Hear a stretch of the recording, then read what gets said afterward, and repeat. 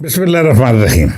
सज्जनों ते मित्रों, नफसियाती मरीज होना कोई बुरी गल नहीं, पर जेकर किसी नफसियाती मरीज की हरकतों तो दूजे लोग तंग होना शुरू हो जान तो फिर उस मरीज का इलाज करना भी बहुत जरूरी होता है।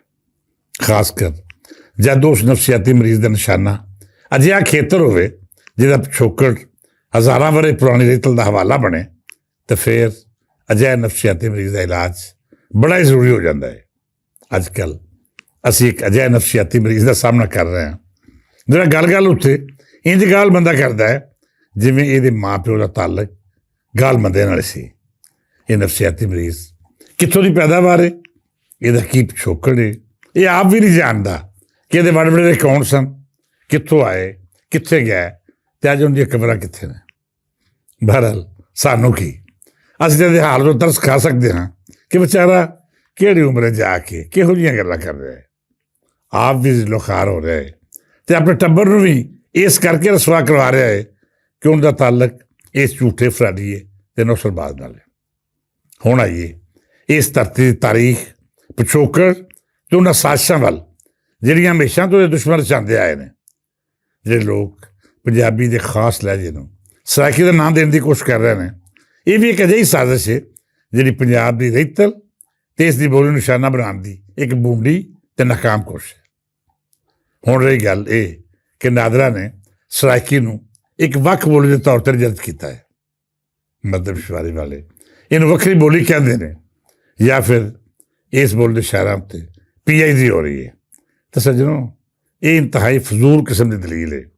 क्यों जे मैं किसी ट्रैक्टर का नाम मोटरसाइकिल रख देवां या फिर मेरे 4 अजिहे मित्र प्यारे जिहड़े ट्रैक्टर के नाम तो चिढ़ते होण और 1962 में किसी थां में बह के फैसला कर लैन कि बेलियो अज तो ट्रैक्टर नहीं, इसका नाम मोटर कार है, और थां थां ते ट्रैक्टर नूं मोटर कार आखण, ट्रैक्टर के पुरजिਆਂ ਨੂੰ मोटर कार के पुरजे आखण या फिर पहियां ਨੂੰ मोटरसाइकिल के पहियां का नाम दे देवन, ਇਹਦੇ ਨਾਲ एक नवां नाम तो तखलीक किया जा सकता है।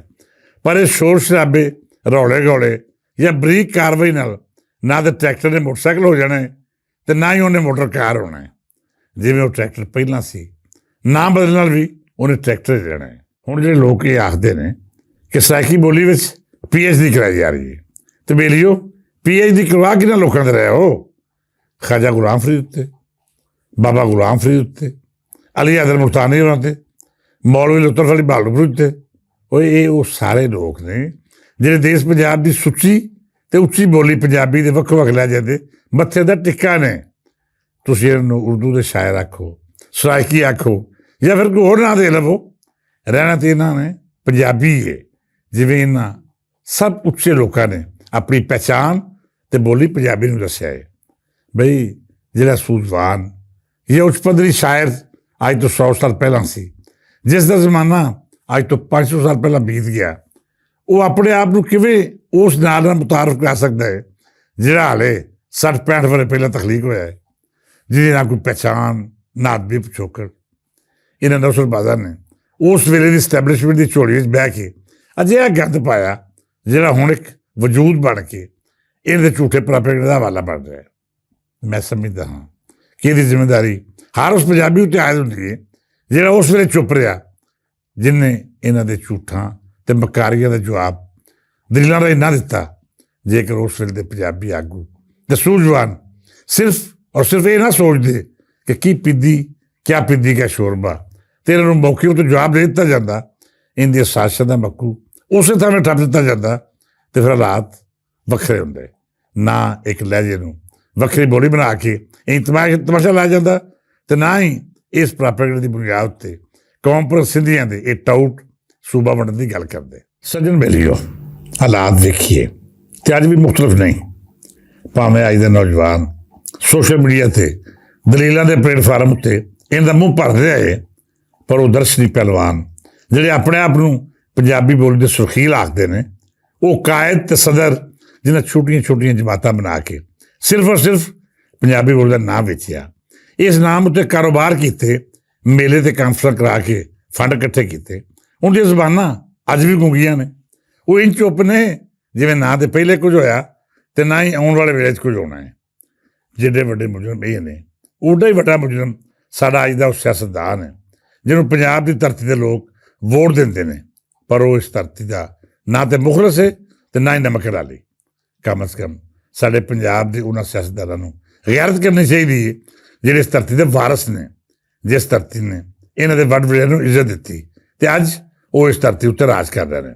ਇਹਨਾਂ ਸਭ ਆਗੂਆਂ ਨੂੰ ਚਾਹੀਦਾ ਹੈ ਕਿ ਕੌਮ ਪ੍ਰਸਿੱਧੀਆਂ ਦੇ ਇਹਨਾਂ ਟੁੱਟਾਂ ਦੀਆਂ ਸਾਜ਼ਿਸ਼ਾਂ ਨਾਕਾਮ ਬਣਾਉਣ ਲਈ ਮੈਦਾਨੇ ਅਮਲ 'ਚ ਆਉਣ। ਸਿਆਸੀ ਮਸਲਾ ਤਾਂ ਇੱਕ ਪਾਸੇ ਰੱਖ ਦਿਓ, ਦੇਸ਼ ਹੋਵੇਗਾ ਤੇ ਤਾਂ ਹੀ ਸਿਆਸਤ ਹੋਵੇਗੀ। ਇਹ ਲੋਕ ਤੇ ਪਹਿਲੋਂ ਪੰਜਾਬ ਵੰਡ ਕੇ ਤੇ ਫਿਰ ਸਰਾਇਕਿਸਤਾਨ ਤੇ ਸਿੰਧੂ ਦੇਸ਼ ਦੀ ਸਾਜ਼ਿਸ਼ ਕਰ ਰਹੇ ਨੇ। ਇਹਦਾ ਪਿਓ ਰਾਜਨਾਥ ਦਬੇ ਅੱਖਰਾਂ ਵਿੱਚ ਆਖ ਚੁੱਕਿਆ ਹੈ ਕਿ ਕੋਈ ਵੱਡੀ ਗੱਲ ਨਹੀਂ ਕਿ ਆਉਣ ਵਾਲੇ ਵੇਲੇ ਵਿੱਚ ਸਿੰਧ ਇੱਕ ਵਾਰੀ ਫਿਰ ਇੰਡੀਆ ਦਾ ਹਿੱਸਾ ਹੋ ਜਾਏ। ਇਹ ਗ੍ਰੇਟ ਗੇਮ ਸਮਝਣ ਦੀ ਕੋਸ਼ਿਸ਼ ਕਰੋ, ਅੱਖਾਂ ਖੋਲੋ ਤੇ ਇਹਨਾਂ ਦੁਸ਼ਮਣ ਏਜੰਸੀਆਂ ਦੇ ਟੌਟਾਂ ਦਾ ਮੱਕੂ ਟੱਪੋ। ਜੇਕਰ ਤੁਸੀਂ ਚੁੱਪ ਰਹੋਗੇ ਤੇ ਫਿਰ ਇਹ ਚੁੱਪ ਇੱਕ ਅਜਿਹਾ ਜੁਰਮ ਬਣ ਜਾਏਗੀ ਜਿਹਦੀ ਸਜ਼ਾ ਤੁਹਾਨੂੰ ਤਾਰੀਖ ਦੇਵੇਗੀ। ਆਉਣ ਵਾਲੇ ਵੇਲੇ ਵਿੱਚ ਜਿਹੜਾ ਪੰਜਾਬੀ ਆਪਣੇ ਦੇਸ਼ ਦੇ ਨਾਲ ਸਾਜ਼ਿਸ਼ਾਂ ਕਰਨ ਵਾਲੇ ਦੀ ਹਕੀਕਤ ਜਾਣੇਗਾ, ਉਹ ਇਹ ਵੀ ਪੜ੍ਹੇਗਾ ਕਿ ਕਿਸ ਆਗੂ ਨੇ ਚੁੱਪ ਕਰਕੇ ਇਹਨਾਂ ਸਾਜ਼ਿਸ਼ਾਂ ਦੀ ਤਾਇਦ ਕੀਤੀ। ਚੁੱਪ ਰਹੋਗੇ ਤੇ ਸ਼ਰੀਕੇ ਜੁਰਮ ਅਖਵਾਓਗੇ, ਹੁਣ ਨਹੀਂ ਬੋਲੋਗੇ ਤੇ ਫਿਰ ਤੁਹਾਡੇ ਸਾਹਮਣੇ ਤਾਰੀਖ ਵੀ ਬੋਲੇਗੀ ਤੇ ਹਰ ਪੰਜਾਬੀ ਪਿਆਰਾ ਵੀ ਬੋਲੇਗਾ ਜਿਹਨੂੰ ਆਪਣੀ ਧਰਤੀ ਤੇ ਮਿੱਟੀ ਨਾਲ ਇਸ਼ਕ ਹੈ। ਸੱਜਣੋ ਤੇ ਬੇਲੀਓ, ਆਪਣੇ ਦੇਸ਼ ਦੀ ਵੱਧ ਲਈ ਇੱਕ ਮੁੱਠ ਹੋ ਜਾਓ। ਸਿਰਫ ਇਹਨਾਂ ਦੀ ਬਕਵਾਸ ਦਾ ਤਮਾਸ਼ਾ ਨਾ ਵੇਖੋ, ਇਹਨੂੰ ਜਵਾਬ ਦਿਓ। ਤਾਰੀਖ ਖੋਲ ਕੇ ਇਹਨਾਂ ਦੇ ਮੂੰਹ ਤੇ ਮਾਰੋ। ਇਹਦੇ ਨਾਲ ਨਾਲ ਆਪਣੀ ਸਟੈਬਲਿਸ਼ਮੈਂਟ ਤੇ ਸਰਕਾਰ ਨੂੰ ਵੀ ਅਹਿਸਾਸ ਦਿਵਾਓ ਕਿ ਇਹ ਲੋਕ ਅਜਿਹੀ ਸਾਜ਼ਿਸ਼ ਕਰਦੇ ਨੇ ਜਿਹੜੀ ਸਾਡੇ ਮੁਸਤਕਬਲ ਨੂੰ ਸੱਪਾਂ ਡੰਗ ਮਾਰੇਗੀ। ਇਹ ਦੁਸ਼ਮਣ ਏਜੰਸੀਆਂ ਦੀ ਹਿਮਾਇਤ ਤੇ ਸਾਡੇ ਦੇਸ਼ ਦੀ ਵਾਧ ਨੂੰ ਸੰਨ ਲਾ ਰਹੇ ਨੇ। ਮੈਂ ਇਹਨਾਂ ਦੇ ਖਿਲਾਫ ਜਿਹੜੀ ਜੰਗ ਦਲੀਲਾਂ ਨਾਲ ਲੜ ਰਿਹਾ ਵਾਂ, ਪੰਜਾਬ ਦੇ ਹਰ ਸੂਝਵਾਨ ਤੇ ਸੇਵਾਕਾਰ ਨੂੰ ਇਸ ਜੰਗ ਵਿੱਚ ਸ਼ਾਮਲ ਹੋਣਾ ਚਾਹੀਦਾ ਹੈ। ਇਹ ਸਾਡੇ ਉੱਤੇ ਫਰਜ਼ ਵੀ ਹੈ ਤੇ ਇਸ ਹਜ਼ਾਰਾਂ ਵਾਰੀ ਪੁਰਾਣੀ ਧਰਤੀ ਦਾ ਕਰਜ਼ ਵੀ। ਜੇਕਰ ਤੁਸੀਂ ਪੰਜਾਬ ਦੀ ਮਿੱਟੀ ਨਾਲ ਇਸ਼ਕ ਦਾ ਦਾਅਵਾ ਕਰਦੇ ਹੋ ਤਾਂ ਫਿਰ ਤੁਸੀਂ ਕਿਵੇਂ ਸੋਚ ਸਕਦੇ ਹੋ ਕਿ ਇਹ ਫਰਜ਼ ਤੇ ਕਰਜ਼ ਅਦਾ ਕੀਤੇ ਬਗੈਰ ਤੁਸੀਂ ਹੌਲੇ ਜ਼ਮੀਰ ਨਾਲ ਕਿਵੇਂ ਰੱਬ ਦੇ ਹਜ਼ੂਰ ਪੇਸ਼ ਹੋਵੋਗੇ? ਕਿਵੇਂ ਉਸ ਧਰਤੀ ਦੀ ਵੰਡ ਤੇ ਰੇਤਲ ਦੇ ਖਿਲਾਫ ਸਾਜ਼ਿਸ਼ਾਂ ਉੱਤੇ ਚੁੱਪ ਰਹਿਣ ਦਾ ਬੋਝ ਲੈ ਕੇ ਤੁਸੀਂ ਉਸ ਕਾਇਨਾਤ ਦੇ ਮਾਲਕ ਦੇ ਸਾਹਮਣੇ ਪੇਸ਼ ਹੋਵੋਗੇ ਜਿਹਦੀ ਮਾਲਕੀ ਤੇ ਵਹਦਾਨੀਅਤ ਦਾ ਇਸ ਬੋਲੀ ਰਾਹੀਂ ਪ੍ਰਚਾਰ ਕੀਤਾ ਗਿਆ। ਮੈਂ ਉਮੀਦ ਕਰਦਾ ਹਾਂ ਕਿ ਸਾਡੀ ਸਿਆਸੀ ਕਿਆਦਤ ਤੇ ਉਹਦੇ ਨਾਲ ਨਾਲ ਸਦੀਆਂ ਤੋਂ ਸੁੱਤੇ ਹੋਏ ਪੰਜਾਬੀ ਤਨਜ਼ੀਮਾਂ ਦੇ ਨਾਮ ਨਿਹਾਦ ਆਗੂ ਅੱਖਾਂ ਖੋਲ੍ਹਣਗੇ ਤੇ ਆਪਣਾ ਫਰਜ਼ ਨਿਭਾਉਣਗੇ। ਇਸ ਦੁਆ ਦੇ ਨਾਲ ਇਜਾਜ਼ਤ ਦਿਓ ਕਿ ਰੱਬ ਸੋਹਣਾ ਸਾਡੇ ਦੇਸ਼ ਨੂੰ ਆਪਣੀਆਂ ਰਹਿਮਤਾਂ ਤੇ ਨਿਮਤਾਂ ਦੀ ਛਾਵੇਂ ਰੱਖੇ। ਵਸਦਾ ਰਹੇ ਮੇਰਾ ਸੋਹਣਾ ਸ਼ਹਿਰ ਪੇਸ਼ਾਵਰ ਤੇ ਲਾਹੌਰ। ਜੁਗ ਜੁਗ ਜੀਵੇ ਮੇਰਾ ਸਿਆਲਕੋਟ ਤੇ ਹਮੇਸ਼ਾ ਤਰੱਕੀਆਂ ਮਾਨੇ ਮੇਰੀ ਜਿੰਦ, ਮੇਰੀ ਜਾਨ, ਮੇਰਾ ਸੋਹਣਾ ਸ਼ਹਿਰ ਮੁਲਤਾਨ। ਫਿਰ ਮਿਲਾਂਗੇ, ਇਜਾਜ਼ਤ ਦਿਓ, ਰੱਬ ਰੱਖਾ।